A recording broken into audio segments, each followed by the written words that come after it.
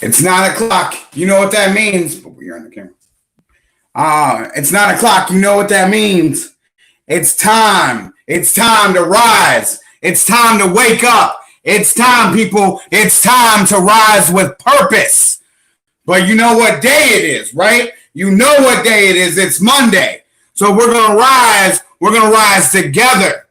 Together. So, ladies and gentlemen, I want you to give a round of applause. Stand to your feet. Shake the ground for the one, the only, the love of my life, the light in a dark world, my love, my passion, my happiness, all wrapped up into one cute little package. Ladies and gentlemen, Sabrina! Hi, guys. He always gives the best introductions. All right. So today, guys, I want to warn you a little bit. It's going to get a little serious. I got a serious message for you today. You know, I got something heavy on my heart, and you know, I don't normally bring scripture into my videos. I try and keep it somewhat neutral, but this morning I got a message and you need to hear it. I got a message that's coming to you from all that I am and all that is. So I want, in these times, I want to ask you something. I want to ask you, are you checking on your people? I want to ask you, if you're a leader, if you're an influencer, if you have people that are in your care, are you checking on your people? Let me explain what I mean by that. Moses, in the Bible, was a Hebrew raised as an Egyptian. A Hebrew raised as an Egyptian. Now, you might not understand that, so let me bring that into context for today. Imagine if you were someone that was a peasant but was raised by rich people. Imagine if someone you were born into poverty and those were your people, those were your family, but you were lucky enough to achieve a better life. Not even wealth, a better life, not poverty. Not poverty. So Moses was raised as an Egyptian, but he was a Hebrew. His people were Hebrew. They were slaves, but he was raised above them. So one day, Moses went down to check on his people. Moses came down from the tops of the pyramids and the society of being an Egyptian, and he came down to check on his people. How many of you right now are looking at the news and you're checking on your people? The world is standing together because right now our people are hurting. Our people need help. Are you checking on your people? I'm asking you this morning. God's asking you this morning. Are you checking on your people? Or does it take something like this for you to pay attention? Does it have to be a tragedy for you to care about your people? Does it have to be a hurricane before you check in on them on Facebook? Do riots have to happen before you're like, oh man, I better see if they're okay? Are you checking on your people? So Moses came down and he came down to check on his people. And when he came down, he saw how distraught his people were. He saw the conditions that his people were living in. He saw that they were slaves to the Egyptians for a way of life. That they had found something to hold over them and they had separated themselves. Sound familiar? Money. How many of us right now live in poverty and are slaves to $1?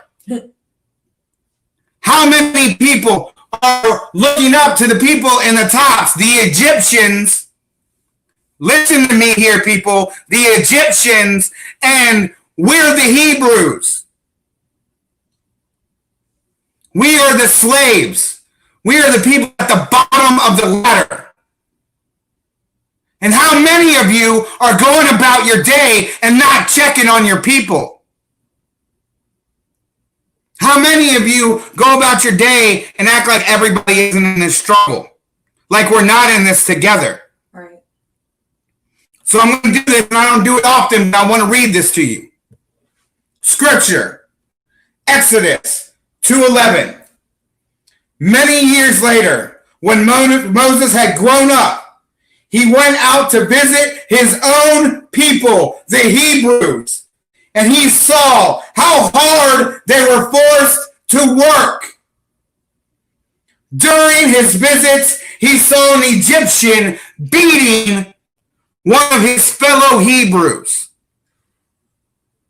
He came down from the top and he saw an Egyptian beating a Hebrew. People, listen. Hebrew being beaten by Egyptian. Sound familiar? Do you watch your news? Look at what's happening to our people. Your people. Look anywhere and you see us being beaten by Egyptians. Enslaved by Egyptians. Why do you think the pyramid is on the dollar bill? Just curious. Ever put two and two together there? Enslavement. They built the pyramids with slaves, ladies and gentlemen. Slaves. And now it's on the dollar bill. You think that's a coincidence?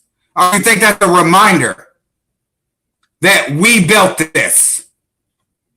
This pyramid that exists, we built this. They claim to run it, but we built this. We are the Hebrews. How long before you come down from your great life? How long? Before you come out of your castle that you live in, that you complain about, but the castle, the comfort, the convenience that you have, how long do you sit inside your castle and your convenience and your comfort before you come down to your people and you see what's happening? Tell me, people, how long before you see that your people need you? How long before you come down and you see that your people are being beaten? They are being left bloody in the streets. How long before it's too much and you decide to take action? What does everybody like to say? Pray about it. But there's a moment after prayer, people, where you're supposed to take action. You don't get to just sit in your castle and pray and hope that peace comes to the people. No, you bring peace to the people. You be the voice for people that don't have one. You be the strength for people that don't have it. You build shelters for people that sleep in the streets. You sit there with money in your pocket and you complain when they have nothing.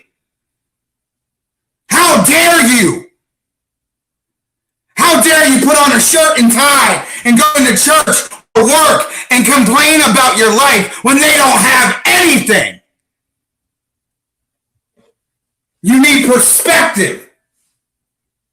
So you want to know what your action is? You want to know what comes in between your prayer and fucking divinity? You want to know what that is? Work. Go out and make a difference. You can pray all day that this all goes away. These are signs, people. You think it's a coincidence that we have a pandemic, a race war, and a fucking... Stop now. You're sweating. And we have a depression all at the same time. You think that's an accident? You think this is happening on accident? No, we are meant to be here because we are not learning a lesson. You are giving all of your power away to the Egyptians. You are giving your life, your blood, your respect away to Egyptians and not looking to see who you are. You're working every day to try and be them. They don't even like being them, people. They don't. Are they happy? Think about it. Are the people that you're attempting and trying to be like, are they happy? Is that the life you really want? Because it's not the life that they want. How many people reach the top of the mountain but die alone? How many people are rich and famous and commit suicide? Because you're not checking on your people. You're worried about you.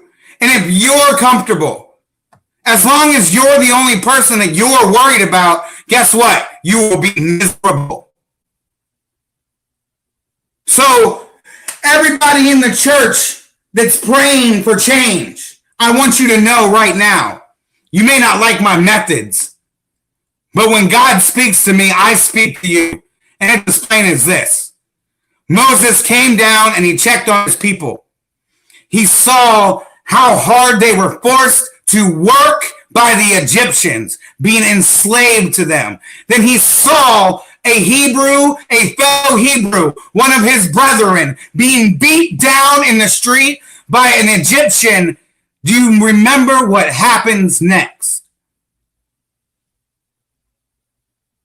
This is in the Bible, people. This messed me up my whole life. Do you know what happens next? He kills the Egyptian. He kills the Egyptian and he hides the body. Moses, the man that God chose to turn the world around and save his people, murdered the Egyptian out of pure rage. And he was still worthy. I'm not asking you to go murder someone. But if you want to be worthy, take the action. Don't sit around in your high morals and your convenience of your castle and not go down into those streets and see your people. These people, we the people, are the ones who built this. We built this. But they run the money. We built the pyramid that is America. We built this shit on our hands, on our backs, with our sweat and our blood. And you're watching us get beat in the street. And what are you doing? You're letting the Egyptians separate us. Don't you get it? That's how they do it. They segregate you. They make you choose a side and make you think that you're not on the same side. But you're either on their side, which unless you're making the money that they're making and living the life that they're living, which, let's be honest, 99% of us are not. So that means their side is 1% and our side is 99%. We, the people, are the strength in this structure. We are the foundation. We are the ones that built this. How long before you just stand back and watch the Hebrews, your brethren, get beat in the streets before you leave the comfort of your castle to make a difference? You might make the ultimate mistake, and God will still think you're worthy. God still wants you to he put it on your heart like he put it on my heart. You see it. It hurts. Make a change. That's in the Bible, people. The Bible. I joke all the time about how can someone take the Bible so literally in times that are so drastically different. That's like taking the Constitution and applying it to today's government. that we should have rewrote some shit along the way. You know, we shouldn't be going off the same laws and regulations that they wrote by fucking candlelight. It's kind of obvious, right? But this is what I want you to understand. Right now, if you're watching this, I guarantee you're in your castle. You may not think it's a castle, but if you have perspective, you'd understand it's a castle. How long before you leave that castle and you go down and check on your people? How long are you going to leave people in the street that are just like you? Both sides of this are just people that are scared, but don't let them separate you. Don't let them think that you have to make a choice against other people. You don't. War is war. Whether it's mental or it's physical, war is war. There are both sides going on right now. It is physically in the street, but it is mentally in your TVs. It is mentally in the news, and it's mentally making you make a decision that you don't have to make. The only thing you have to understand is take care of the person next to you. You're only as strong as the person next to you. It doesn't matter if you know them or not. Build them up and you'll be stronger. Because in a moment, no matter what happens, the only person you have is the person next to you. So if you're sitting there, people, and you're claiming Trump, you're saying Trump, Trump, Trump. What the fuck happens to you in the moment that everybody that's against Trump and something tragic happens and you need help? And you spend all this time telling everybody else around you that you're not one of them. Or the other side. What if you're in a family that are full of Trump supporters and you could be breaking down your relationships with your family over the segregation that they are creating? There is no point. You're a family. You love each other. No matter what your choices are, you know who the person is. You know the intent of that person. And they may make decisions that you don't agree with, but that shouldn't separate you from someone that you love. You should understand, just like if someone got a tattoo on their forehead, that's a dumb decision. But just because you don't agree with it doesn't mean that it's a wrong decision. They're allowed to make those decisions. For them to grow, they have to go through the shit that they need to go through. Stop trying to change people and understand that people need to do the shit they need to do and just love them no matter what. You know how hard that is for me sometimes? You know, when they make this segregation, like when all this is going on in the streets and, you know, like my friends, dude, I had a friend of mine, a close friend of mine, say something about these race wars that damn near ended our friendship. But thank God that I have grown enough that I could defend my position and stand up for what I believed in and not throw our friendship out the window and just walk out the door. Thank God I got to sit there and explain to him how I felt, and it might have changed his opinion on the situation. Shed a little light on it. But he was coming from a place of hate, and as soon as he said it, I was like, bro, no. And not only in that moment did I help him, I learned that his girlfriend, who I had never spoke to more than 5 minutes of my life, believed exactly what I believed in, and the two of us swayed his opinion. See what it means? Check on your people. You don't have to go out and think that your people are, you know, someone lower than you. They're your people. They're your family. They're the people you care about. We get distracted by this life, by the slavery that we have and trying to make all of this fucking work and keep up with it. This hamster wheel that we're stuck on. We weren't meant for this. You know that. Why are we on it then? Think about that and check on your people.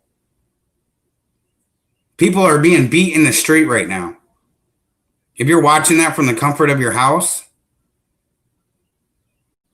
people need you. Prayer is prayer. But there's a reason that Jesus had to die and he didn't just pray about it. There's a reason that when Jesus went to, I think it's Gethsemane, and he laid down and he prayed so hard that not only did he sweat, not only with tears came out, but blood came out. That blood was a symbol of action. You know, you can ask for what you want all day, but if you're not willing to get up and take action for it, it doesn't mean anything to you. If you're not willing to get up and make a change, stop preaching about it, because you're not a part of the solution. You're a part of the problem.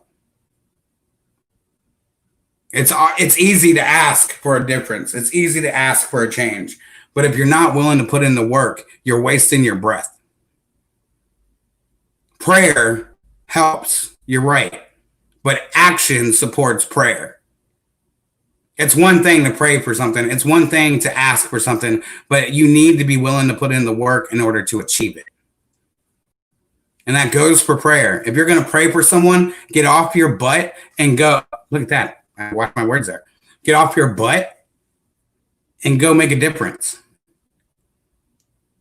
Go check on them physically and go check on your people. Don't send them a text and be like, oh, hey, how are you? Go check on your people. Don't call them. Put the physical work in and go check on your people. Because some of those people need you more than ever right now. Told you it was a serious one. But anything you want to add to that before we... I mean, it's just an overwhelming topic. I mean, everybody's being affected by it in one way or another. And you struck a very, a good point about we're going through a depression and a pandemic. And a race war. Like, I thought we were done with this shit. We were supposed to be done with all of this. And but that's the thing, is that people don't see the good. They always, thrive on the bad. And it's upsetting. It really is. It's crazy to think that we still can't get our shit together. Like, I'm sorry, I cussed, but we can't. Like, we can't see that nobody, like, does it have to take everything being taken away from us? Like, we're going to get to a point that we're going to have to farm our own food, and you're not going to interact with anybody. Like, it's just ridiculous. Did everybody enjoy being in the pandemic and being locked up for, months? Like, no, but that's where we're heading again. Like, and it's not going to be to where we can go to Walmart, because guess what? You might not like the person standing next to you, or maybe they don't like you for whatever reason.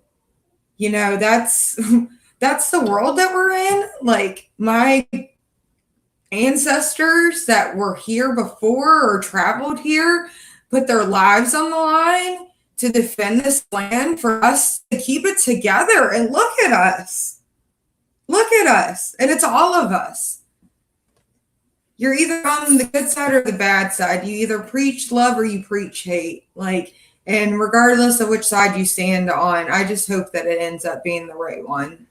Everything is happening. It's crazy to think that it takes all of this to make us see it.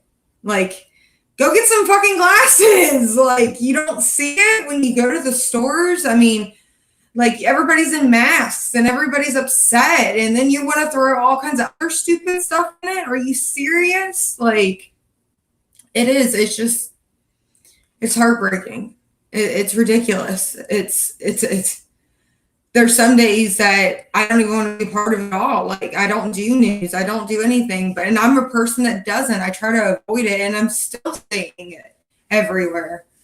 So it's something to talk about for sure. Obviously, you can tell by my tone that it's not something I really want to talk about. But, I mean, look at us. I'm just ashamed of us. Like, I'm disappointed in all of the people who have put their lives down. Black, white, purple, blue, green. I don't care what you are. People brought, like, it's like you forget where you come from. So maybe that's what people need to worry about and maybe take away from this, is that, once again, like Jimmy said, you need to check on your people. You need to remember where you came from and what you've done with yourself and how you're going to make it better. Because if you're okay with dying and being, who you are, and if that's a good person or a bad person, that's fine. Hopefully you don't have children or anybody that's younger that you honestly care about, grandchildren, nieces, nephews, godchildren, whoever, because guess what you're leaving them? Like, this is what we're leaving them. This is what we want. This is what we want to die be nice. So, Is that your legacy? yeah. Is that what you want to leave behind? Because I promise you one thing. This is not the world that I will leave behind for my children. If I have to buy an island and start my own fucking country, I will. Because this isn't right. You know it's not right.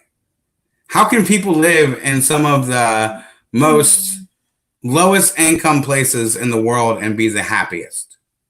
People in Fiji are the happiest people in the world, and they live in mud huts. China, they live on top of each other in China, and they have the best technology in the world. Like, you have to understand that, like, it's all about being happy, you know, and that's something that we lose on a daily basis. We get lost in the battle back and forth of who's winning and who's not winning. No one's winning if we're not helping each other. If it's you versus the world will always win. I'm going to say that again because I know a lot of us have that mentality and we never think about it that way. If it's you versus the world will always win. So don't make it you versus the world. Be a part of the world. Be a part of your people. Be a part of your community. Reach out and make a difference in your circle, and your circle will grow. Make a difference. Check on your people. I know that a lot of you right now like to sit in your house and you like to think that you don't have a lot. I used to live on the streets, people. I used to eat out of trash cans. I used to sleep in like corners of bridges and like have rats and shit running around me when I was a kid.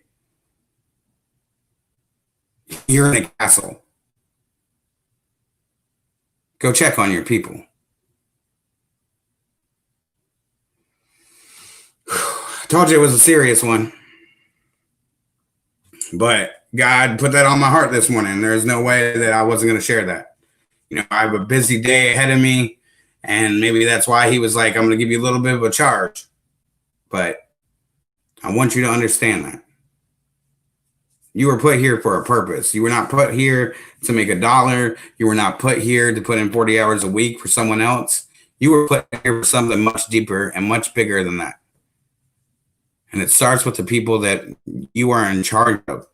And when I say in charge, that doesn't mean you're their boss. That means that they're in your care. That means that the people that are in your life are there for you to look after. They're there for you to be a part of their community. They're there for you to be a part of their family. They're there for you to be a part of your life. Each person in your life is there to teach you a lesson. Each person in your life is there for a reason. You may hate somebody, but that person is there to teach you a lesson. Yep. Divine moments. Learn from those lessons. Someone you hate could teach you a lesson that will save your life. You know, think about that. Some of the worst people in our lives teach us some of the most important lessons because they teach us what we don't want to do, who we don't want to be. If you didn't know some of the worst people in your life, you would not know what you don't want to do. It's perspective. So what I want to leave you with today is I want you to think about this. First, be grateful that you're lucky enough to be in a castle. Just take a minute and be thankful that you have a roof over your head, that you have food on the table, and that you have your family and you have your friends. Because it's really all you need. And then I want you to take a minute after that and think about all the people that don't have those simple things. Roof over your head, friends and family, food. You like to complain so much, but that perspective will change how you look at what you have. And be grateful for it. Because there are people out there without these simple things. There are people out there, there are children out there right now that don't have a roof, that are sleeping on the streets and that are eating out of trash cans. If you're lucky enough to be not that person, if you're lucky enough to be a parent for a child, and know that that child doesn't have to live that life because you're there for them, be grateful for that. Don't sit there and compare your life to somebody else's life and say that, oh, well, I'm not doing that good. Bullshit. That's bullshit. There are people out there with nothing. So think of the opportunities. Think of the blessings that you give to the people in your life.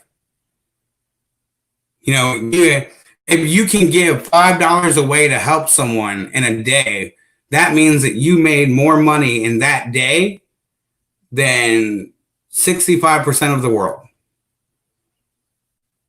And yet we still sit here and we complain about it. Get some perspective, people. Be grateful for what you have. And then just make one small action today to give back to your people. Go check on your people. Go check on your loved ones. And then go check on some people in the street. You know, check on a stranger. Check on your people. Because it's only a certain circumstance away from you becoming those people. You know, when you sit there, this is hard for you to grasp. I want you to consider this. If the economy crashed right now, we'd all be those people. If the economy crashed and we all lost everything, you would be those people. So if I were you, I'd start being grateful for what you have now. I hope you get it. I hope that sinks in.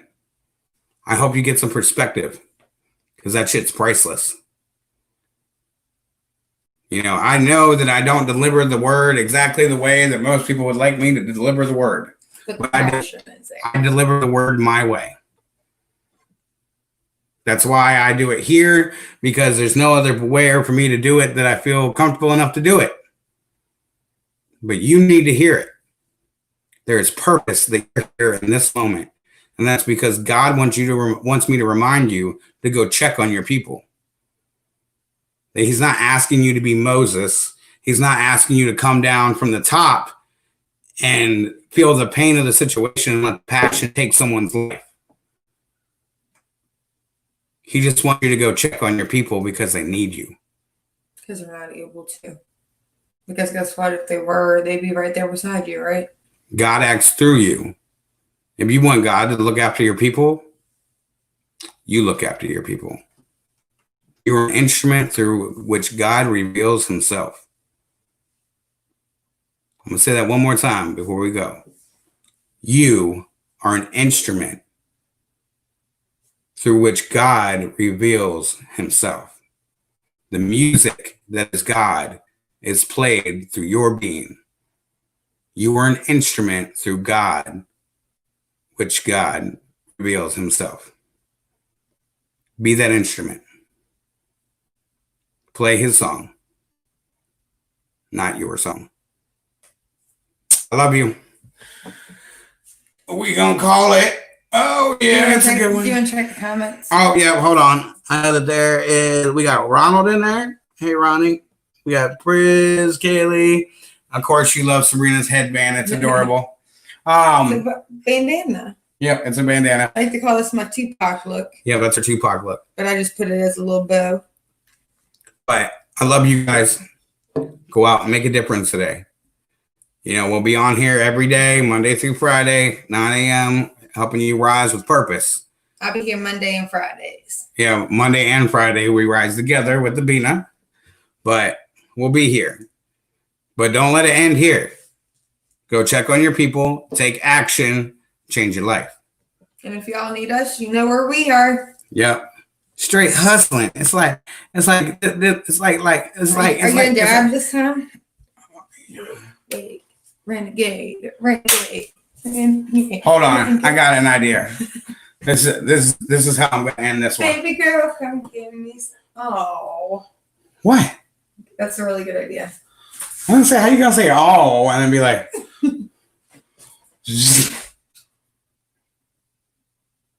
uh-huh.